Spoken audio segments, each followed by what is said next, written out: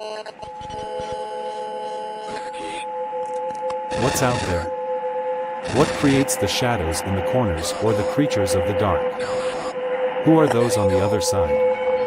What do they have to say? This is the Gateway Podcast.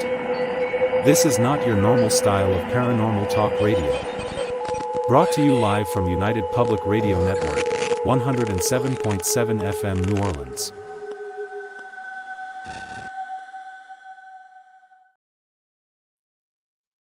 And welcome to this episode of The Gateway, broadcast from United Public Radio Network, 107.7 FM New Orleans.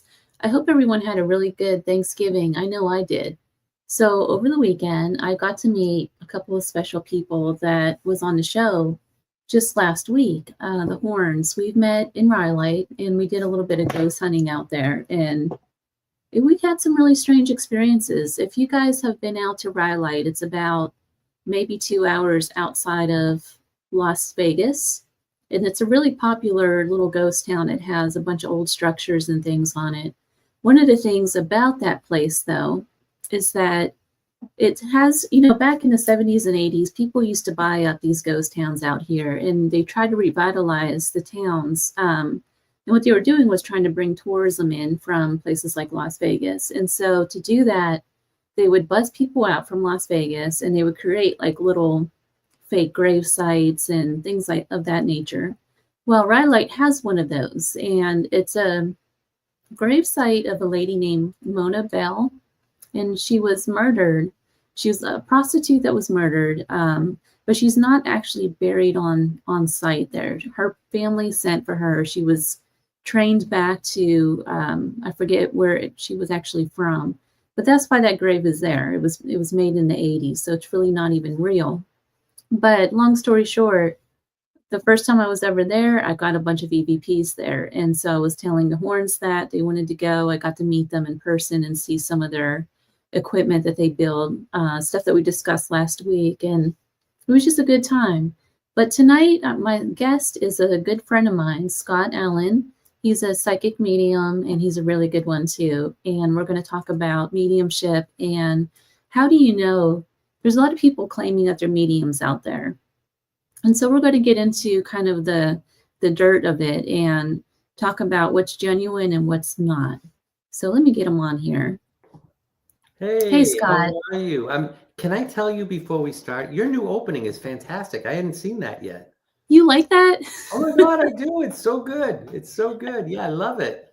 Every time I play it, I don't like the voice. So I'm going to try to remix the voice. And I don't have that deep, manly voice to put in there. So I tried to make one with like a synthesizer and Adobe, and it's just not working for me. Yeah, but the visuals are great. Did you do, you do filmmaking, so you made Yeah, I did it all myself. What a great job. I love it. Yeah. Oh, thank you. Beautiful. Beautiful. So, you've been on the show a lot, at least a couple of times now. Yeah, and you've been on my other show too, Small Town Tales. And we've taken some classes together in mediumship through the Spiritualist Church. Mm-hmm. For those who are first-time listeners, can you tell us briefly how you got into this? Into mediumship? Well, I was a funeral director for 35 years. And, all my life, I've known something was there. I wouldn't have called it mediumship because I didn't know what that looked like. I thought it looked very different than it really does. And so I didn't understand it. And as I got older, I was thinking, well, maybe it's kind of like this psychic sense, but I couldn't make sense of that either. I couldn't find a test or find anyone that would help me. When I left the funeral industry I wanted to move to be closer to my parents who were getting older. And when I left to be near them, I had a friend, and she said, well, we're going ghost hunting. And she's older than me. She's retired, actually. And she said, we're going ghost hunting. We're going to what used to be a church rectory, and now it's an historical museum. Do you want to go? And I thought, oh, I don't know. I never really thought of that, but sure, I'll go. And somebody asked on a spirit box, do you know anybody's name here? We really didn't hear anything. But I was recording it on a recorder. And when I got home, I heard them calling my name. There was about 15 of them. I thought, well, that's odd. And then it became more and more and more. I was hearing my name called everywhere. I was starting to feel things and sense things. And I really think it was them saying, hey, you know what? It's time. Wake up. Wake up.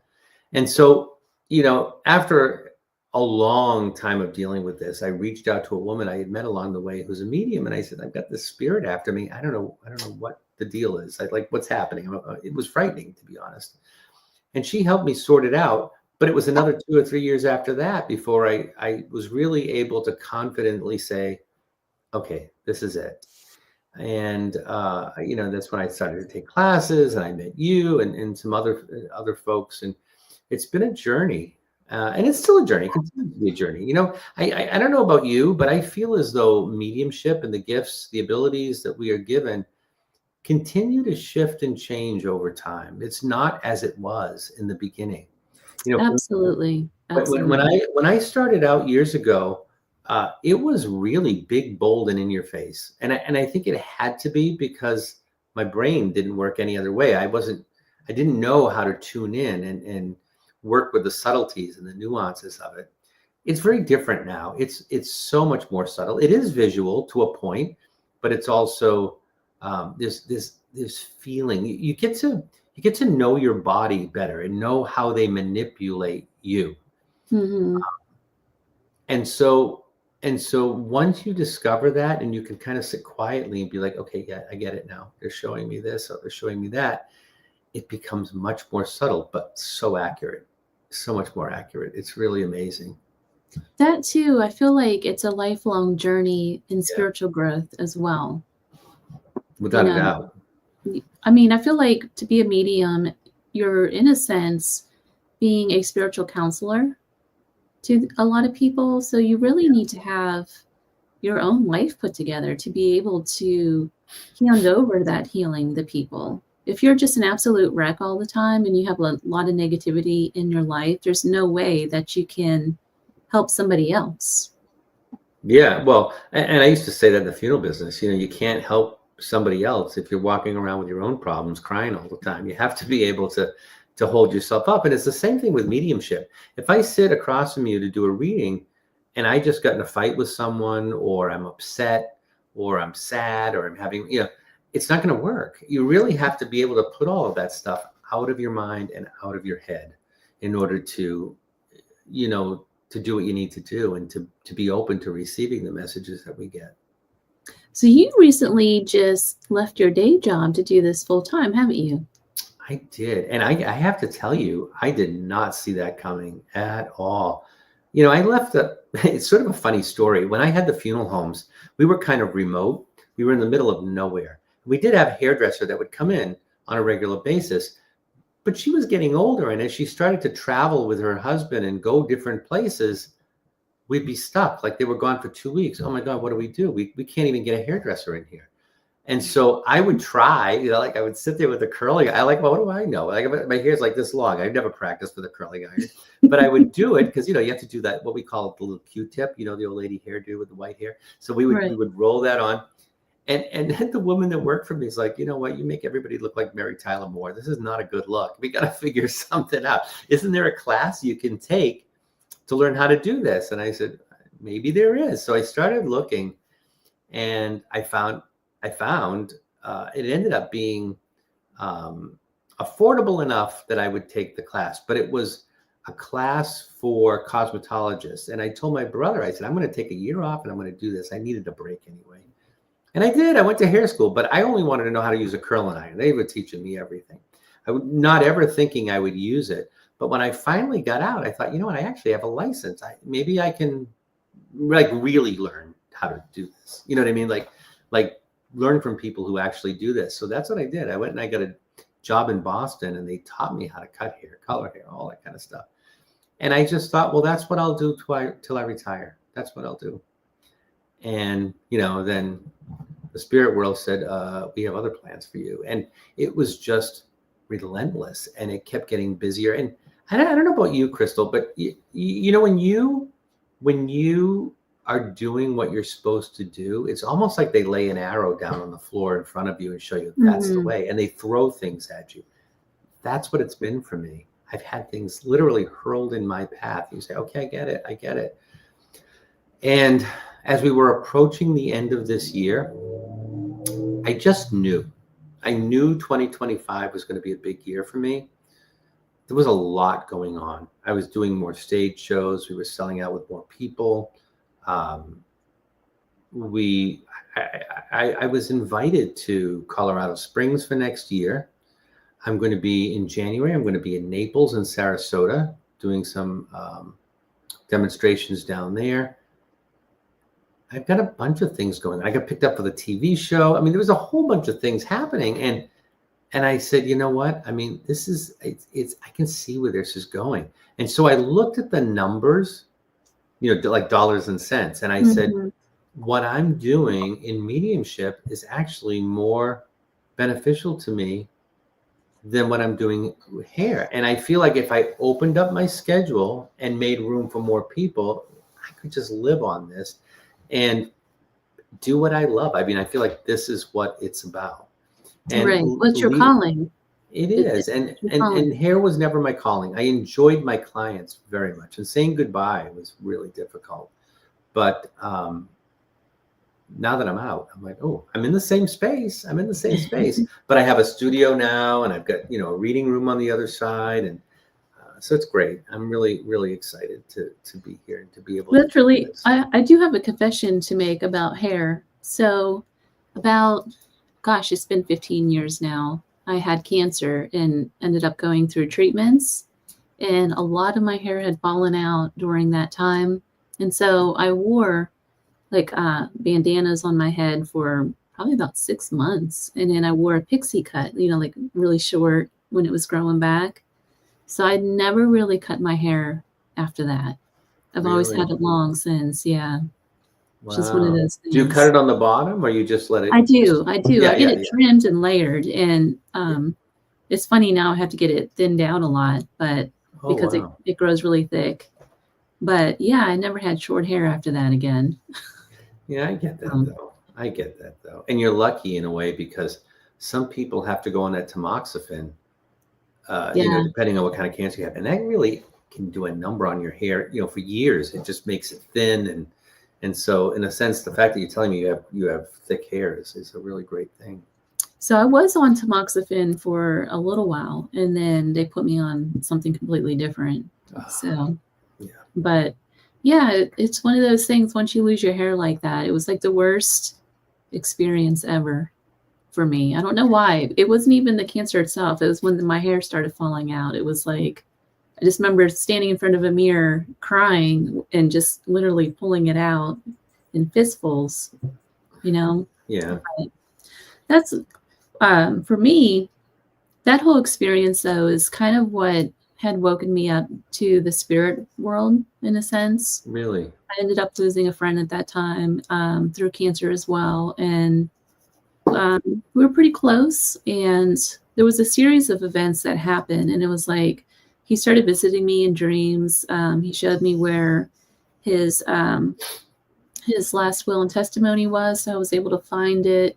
Just little things started happening, and his family actually got afraid of me because of the mediumship. They were literally scared of me because of it. And it just opened my eyes to, there's this whole other paranormal world out there that I need to start paying attention to. So I don't know if there was something in your life like that that kind of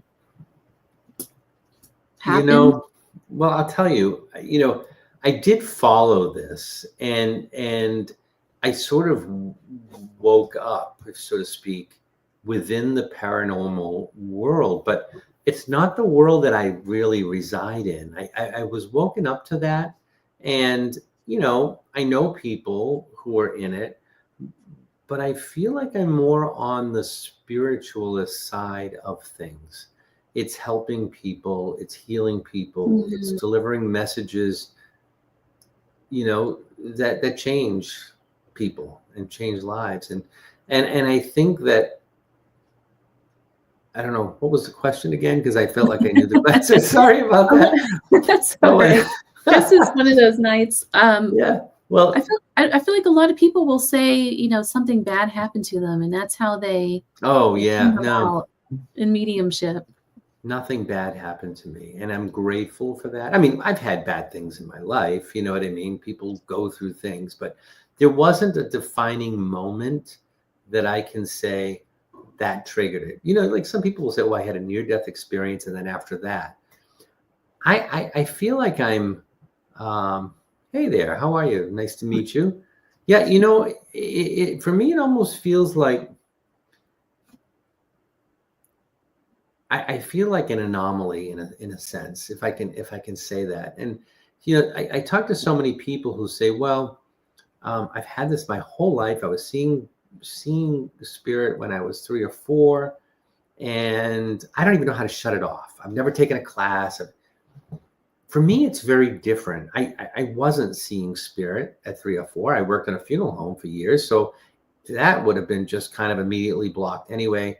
I remember knowing there was spirit there, but thinking this place is haunted. Can you believe it? I remember that. You know, that's what I thought. The place was haunted.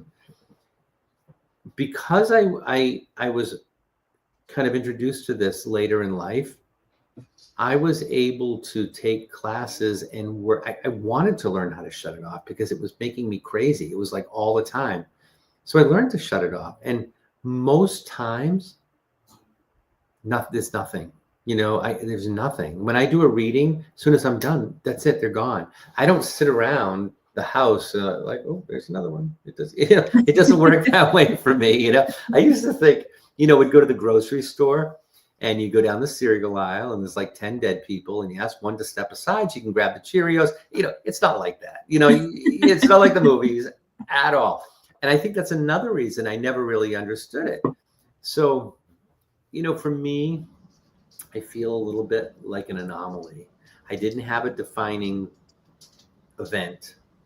It's just, I think it was always there. I think because of what I did for work, I just never really understood. I mean, I think I thought it was something else and I never paid attention to it. And I can honestly tell you, I didn't see spirits. I didn't see them, you know, not like well, here's the thing too. And I'll say this, I don't know if you can relate to this. I say I didn't see spirit, but if I don't stop and clear my head, I don't see anything. I don't get anything. Like when I go through my day, I don't see spirit. But if I sit here and say, okay, I'm going to do a reading, clear everything out of my head, they'll start to show up. But it's not like right in front of me. You know, sometimes it's mind's eye, sometimes it's sensations. Sometimes so, you hear it, right? A lot of yeah, people hear it. yeah, I don't hear a lot. I do get that from time to time, but not as quite as often. But if I weren't sitting quietly waiting for it to happen, I would probably miss it. So I could be walking around all day long, kind of like getting thoughts and things and not even registering that that's what it is. You know, I think that made all the difference in the world to me, but I don't walk around like that all the time because I have to live my life, you know? Well, for me, I did grow up with it. I've been seeing spirits since I was little, but you're right. It's not like every now and then in my own house, I'll have something pass through, but it's not like, you know, it's not like you go to a haunted house and they're popping out of the walls or anything like that. No. It just doesn't happen. And the one question I do get a lot is, how do you turn it off? I never really learned how to turn it off. I just tune it out. It's kind of one of those things. I just don't listen to it. I just tune it out and focus on something else.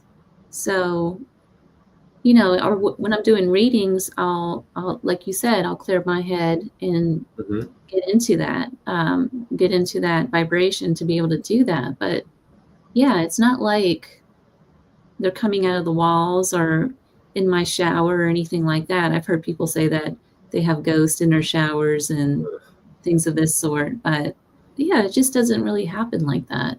It doesn't for me. And I, you know, it's funny you say that because I set an intention right from day one. I had a woman, she's a shaman, and she was helping me control it because it was like, I got to deal with this. And we set an intention that you show up when I'm ready to work. And when I'm not ready to work, you don't show up. You don't bother me at home. You don't bother me out on vacation. You don't bother me during the day. But I sit in front of my computer and you show up. I sit in front of a person in my reading room, you show up. If I stand on stage, you show up. They know when I'm supposed to work. That's when they're allowed to come in. And it's funny because even when I'm on stage, like I'm going to go on stage, let's just say, sometimes they'll start to make themselves known because they know I'm coming. I'm like, no, I can't. You go over the waiting room, sit over there. I'll call you back later. If you're here for somebody, come on back. Because what I find what happens is sometimes they'll come in and I'll get all this information and then they fly the coop. And now what? Who's it go to? I'm no longer communicating. I'm just reading a message. I'm just, from memory. So I try not to even get anything. There was she had me, and it feels so, like, when I think about it, it feels so hokey, but she had me create this dial, this imaginary dial, right? We're going to turn it off. And when you want it, you can turn it back on again. You turn it off, you turn it back on. And I thought it was silly, but that also helped me really, really control it.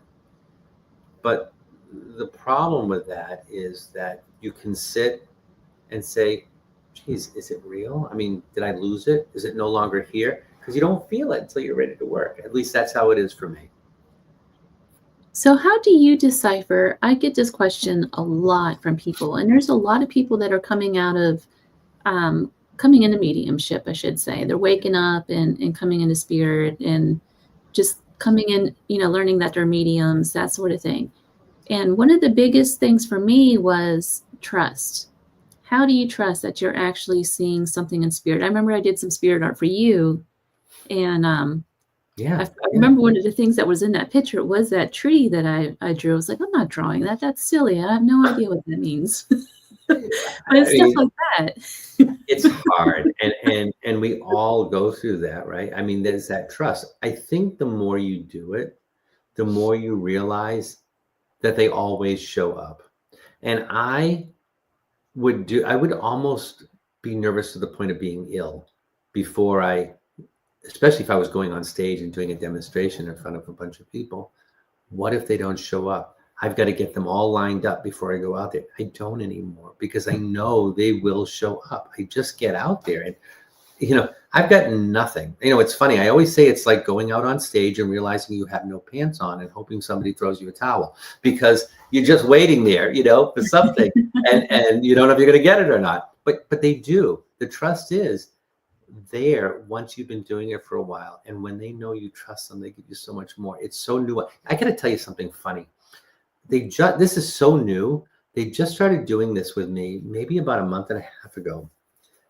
Have you ever heard people say, oh, they're coming in on my right side or they're coming in on my left side? Yeah. Like, what's that mean? Like, I don't know. I don't know if they're over here. I mean, it just wasn't something that I ever really detected. So I said, okay, if you're on mom's side of the family, I want you over here. If you're on dad's side of the family, I want you over here. But how are you going to tell me? Right? Because I don't see them like that. You know what I mean? Right. I just kind of see them like everywhere. And I started to notice that they would pull my mouth a little bit, just a little bit. It's subtle. I feel like I look like I have Bell's palsy, but I think most people probably don't notice it. So, and now I'm like, okay, well, if we can do that, like, what does mom feel like? They'll show me. What does dad feel like? They'll show me. And then it's like, okay, can we use that for yes and no? So you're telling me you're on mom's side. Are you the grandmother? And they'll tell me yes or no. Yes is the right, left is the no. It's the weirdest thing. And I swear I look like I'm having a stroke, but I don't think I do. I don't think people actually notice. It's really very, very, very subtle. But they just started doing that. It just started, and it was happening. Like, what is this kind of weirdness? It's kind of like you're learning your spirit language. For me, it's I get a ringing in my ear. And I remember in one of those classes we had taken with Joe, he was telling us, set up some guidelines to where a certain color means, like set up your spirit language. So certain colors mean one thing to you. If spirit shows you this image, it means another. And so that's what I did with the ringing in my ears. So on the right side, it's always family, and on the left side, it's something else, like a spirit. So you'll get it on one side or the other. Yeah. In other words, that's very good. That's great. Yeah, I mean, see, we all get it different, and so I am going to be teaching in 2025. I think it's probably not going to be closer to maybe the end of January, beginning, probably February at this point. But I feel like when I teach this class, it's like at a beginner's mediumship, that's one of the things we're gonna do together is we're gonna create this sort of library of symbols. You know what I mean? So this is what I need from you. When someone's in the army, show me this. When someone's in the Navy, show me this. When someone, whatever it is, what does a mother feel like? We're going to do this. We're going to do this in the practice sessions. What does a mother feel like? How do you know this is a woman? Is it because you're seeing it, feeling it? What does a woman feel like, especially for a man? What does a man feel like, especially for a woman? How do you know? And they will give you subtle things, and what I get may not be what you get. But it's personal to each of us, and they know that once you set up that language, they just work with you. So you don't see any kind of imagery at all? Oh, I do. Yes. It's just not as often. I mean, it is. It's not the same as it was. It's changed. Now I feel like all the clairs are just like, you know what I mean? And sometimes it's a combination of several. So I might see something, feel something, smell something, like all at the same time. Okay, like I get it. It's like within a split second. It never used to be that way. It used to be just a lot of visual, and that was all it was, because that's all I could really perceive. I didn't have the ability to kind of tune into anything else back then. So I do get visual, but I don't know if I get we were talking about this before the show. I don't know if I see them as they were or as how I need to understand them. If I see a very skinny, emaciated man, well, I know he was quite sick, but I don't think he always looked like that.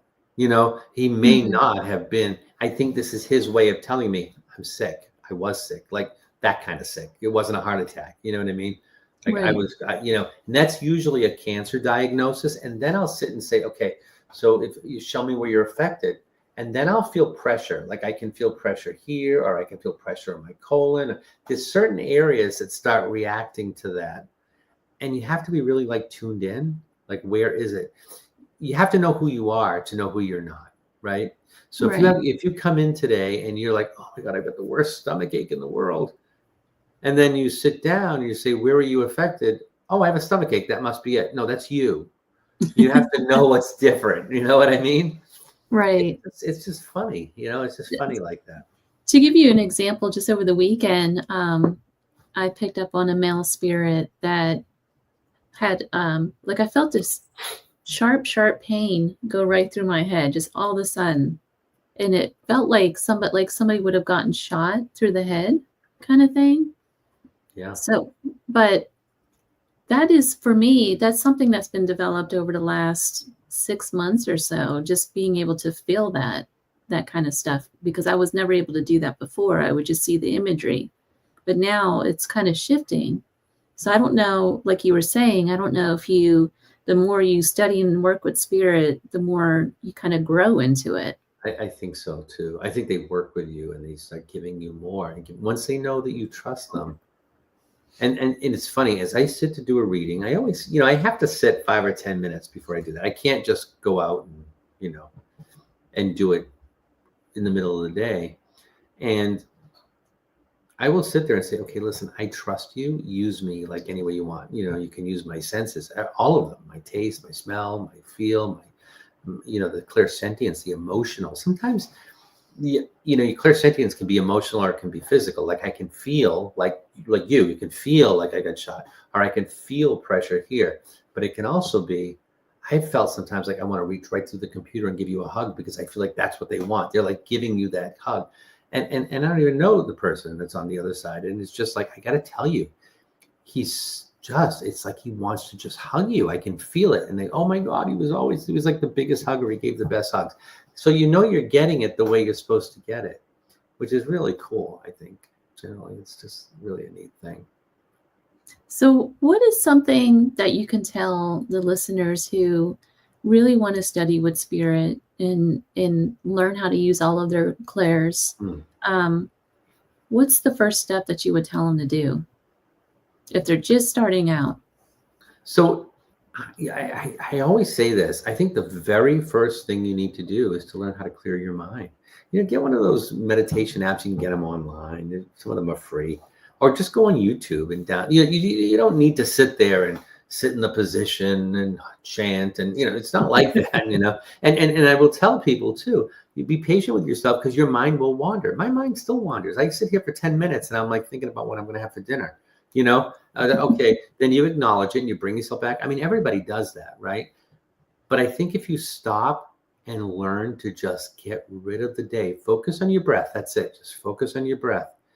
That leaves room for them to come in and talk with you. And then if you understand who you are, you'll understand who you're not.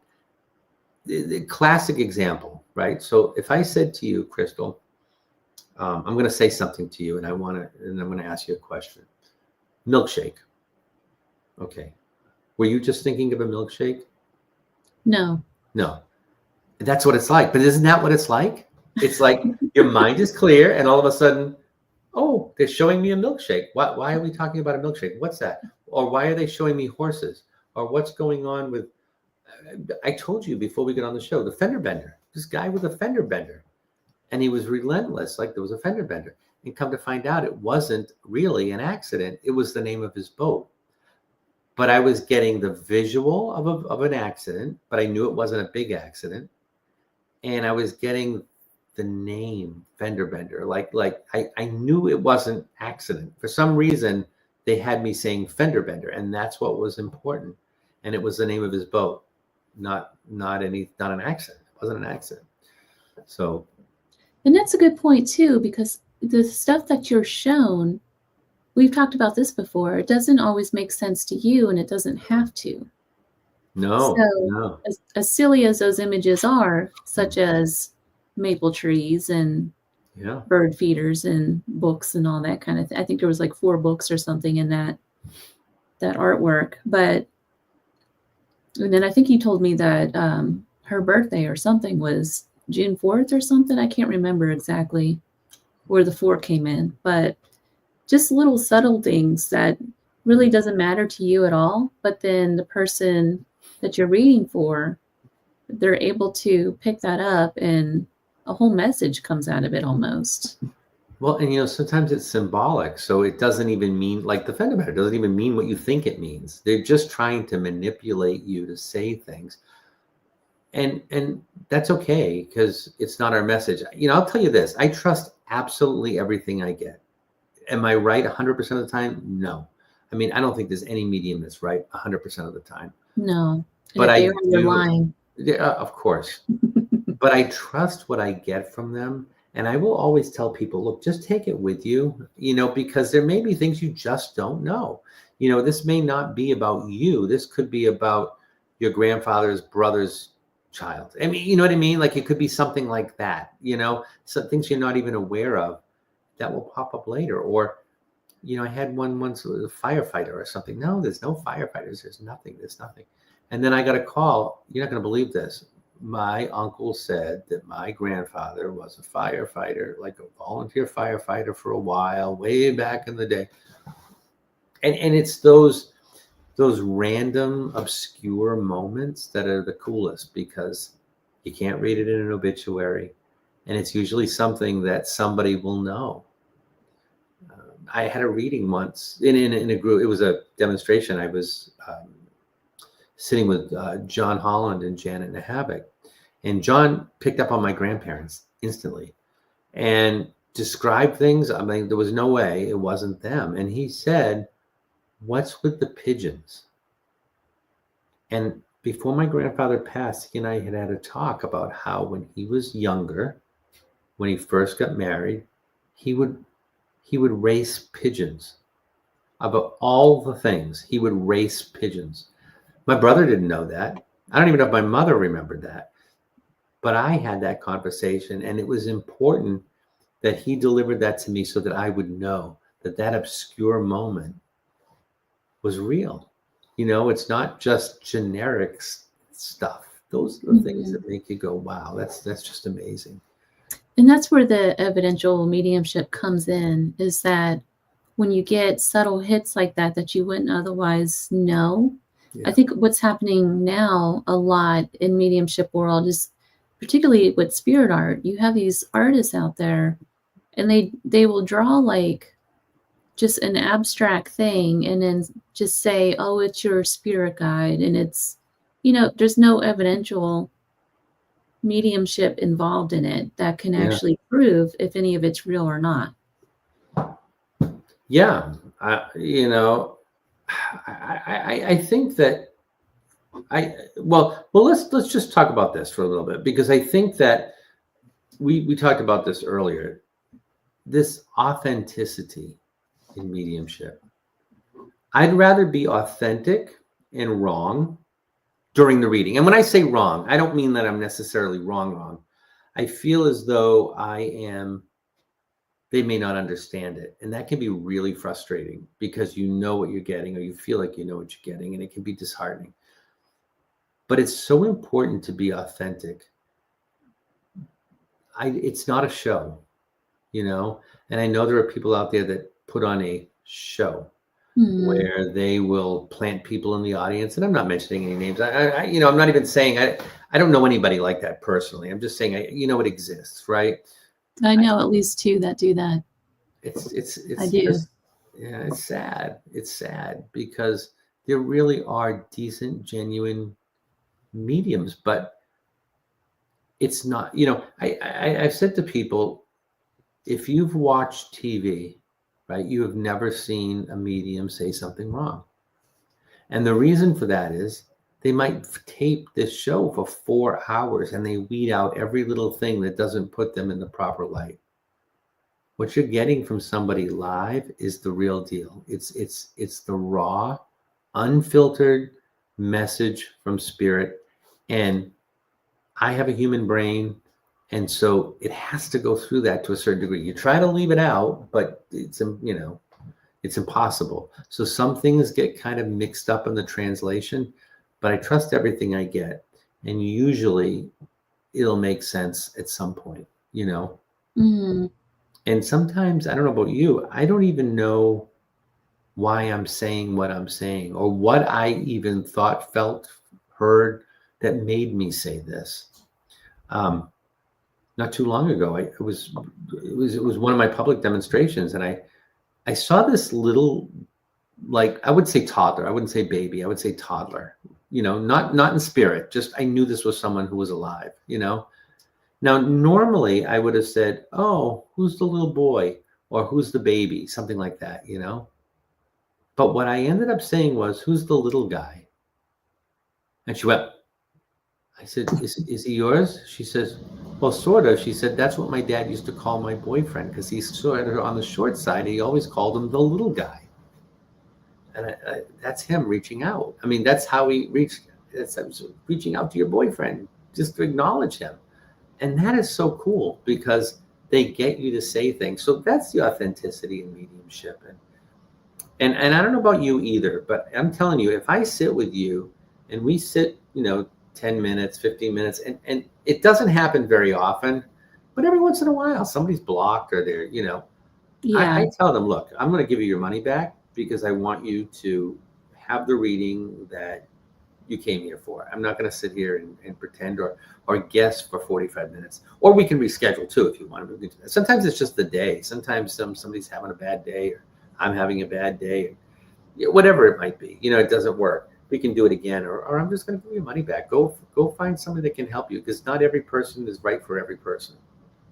I had a reading once, and it was of a lady who went through this tragedy. She lost her son and a husband at the time in this tragedy. And this was maybe 8 years previous. And she's still in that state, like she's reliving that moment over and over again still.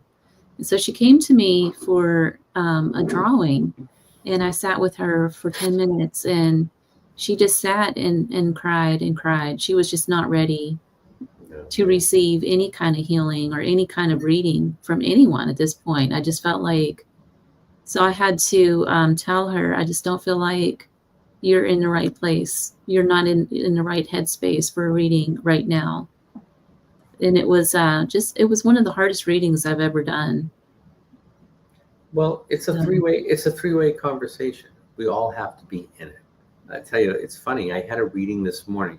Now, this woman booked with me I would say maybe a month and a half ago. And she wanted it like, I'm sitting at home on a Saturday. Can you do it right now? I said, no, I can't. First of all, my head's not in it. It's late. I'm tired. And I don't even know why I answered the phone, because typically I don't do that. Or maybe she was texting me. I don't know. Could have been texting. But anyway, I said, no. So I booked her, and then she didn't show up for the reading. I'm like, she was so like, I have to have it right now. And then she didn't show up. So I sent her a message. Look, I noticed you didn't show up. If you want to reschedule this, I'm happy to reschedule you. Just let me know. Didn't hear from her for like 4 days. Oh, I had gone to the emergency room. Blah, blah. Yeah, well, I said, let me know. Whatever you want to do. It was about another month. She finally rebooked it. And it was, again, can we do it today? I'm like, no, but I can do it on Tuesday. So she was online. She came through today.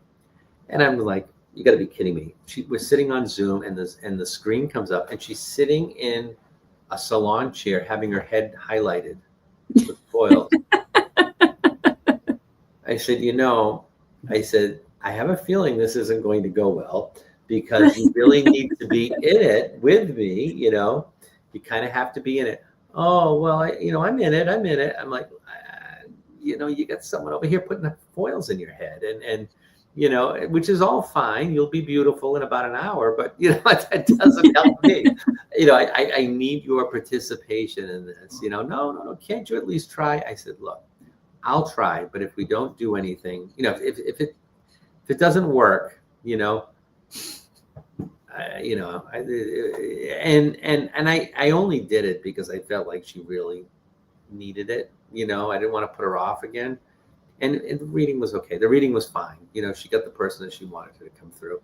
And I think because the hairstylist was just about done and left, and, she was just sitting there processing, it was probably a little better. She had AirPods in, so that was okay too. But I've had people like call me from the gym. I'm like, really? You need to be somewhere quiet. Like, I can't do this. You're an active participant. That you bring up a good point, though. There's a lot of mediums out there who will just whip out some cards, and they're more like psychics. Yeah. So and we talk a lot about that in class over the last couple of years. What deciphers true mediumship from a psychic?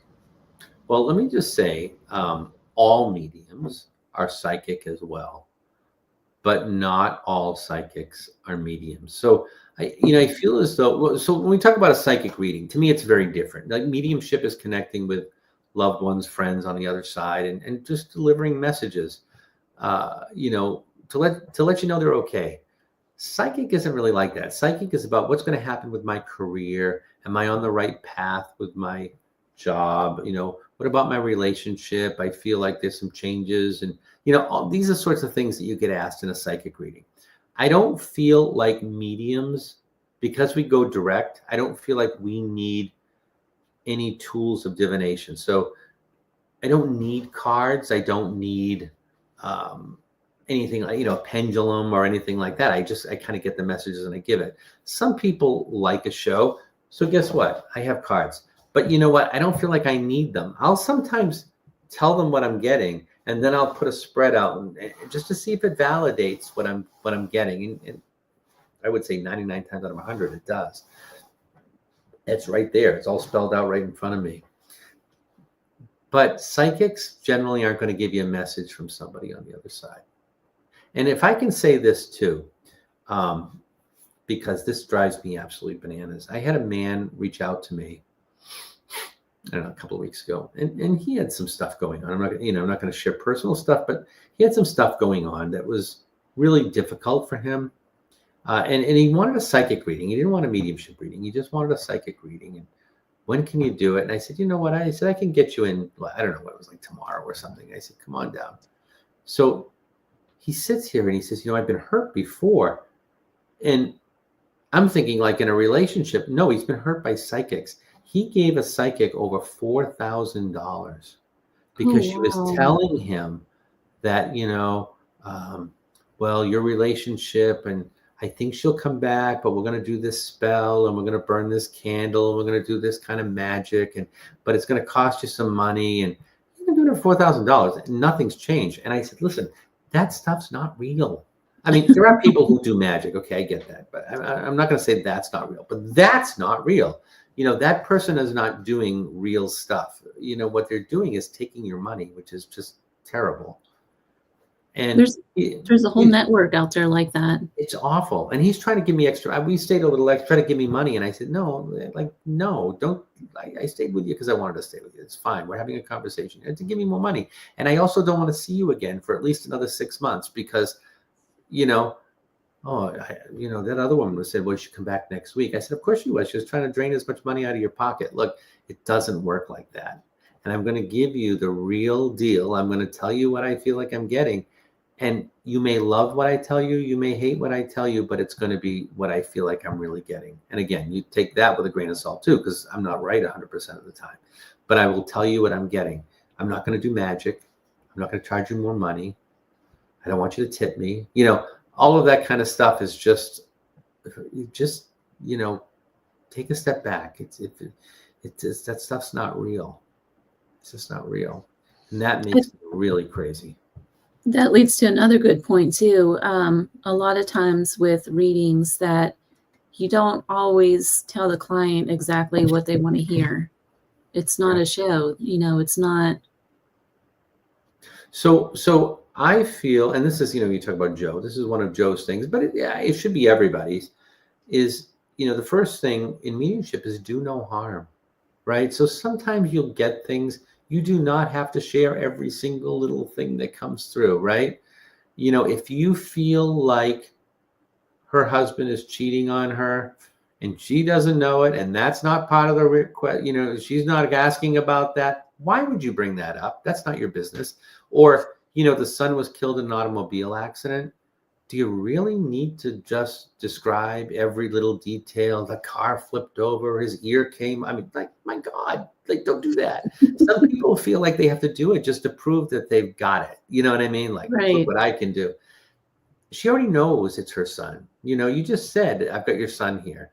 And it was accidental and it was quick. And he's telling me he was on a road that he shouldn't have been on. And look, he just wants you to know he's okay. And you go on with other stuff. She already knows that. She doesn't need to know the gory, gruesome, nitty-gritty details. So, it's about leaving people better than they came to you, really. We don't need to get into that stuff. But there are people who still don't like it. I had one woman who was dating a married man in my lights just went out. Hello. My lights just went out. I'm telling you, it does wacky things in here. There was a woman who was dating someone in China, and she wanted to know whether that was going to work out. And I said, no, it's not going to work out.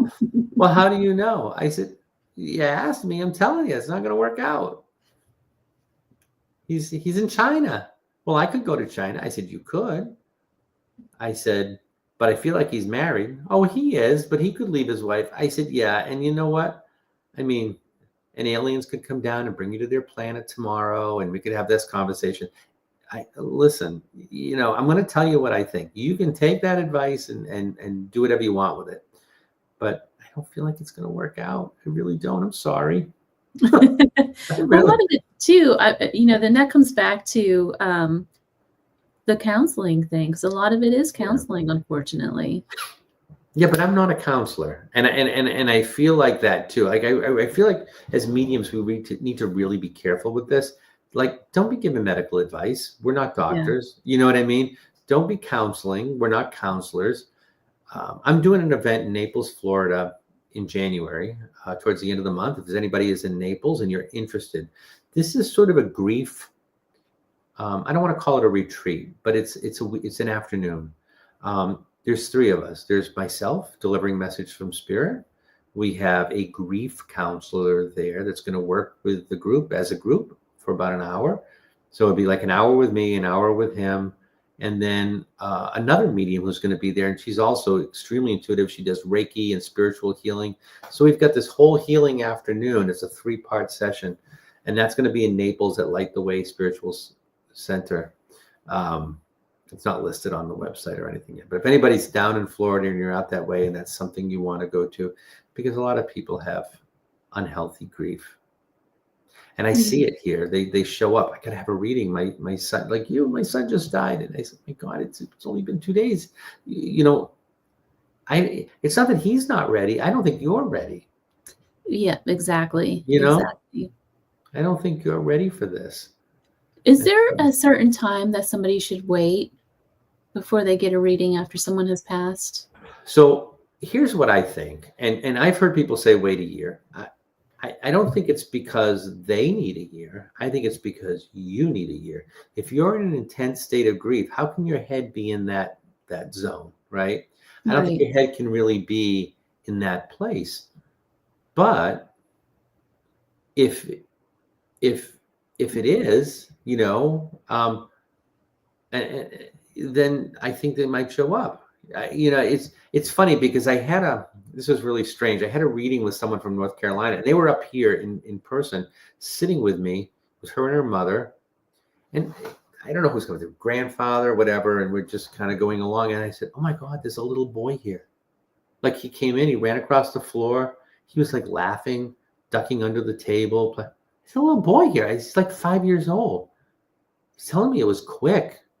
Is he connected? And I'm thinking, is he even connected to you? Right? It just seemed kind of random, you know? And she said, oh my God, I know who that is. 2.5 days ago, my brother's friend lost their little boy who's 5 years old. He had had an asthma attack and died just like that. Like Wow. it was just awful. And the message was like, hey, I'm okay. I'm still around. And I mean, there were things that definitely were I don't remember anymore, but they identified him, you know.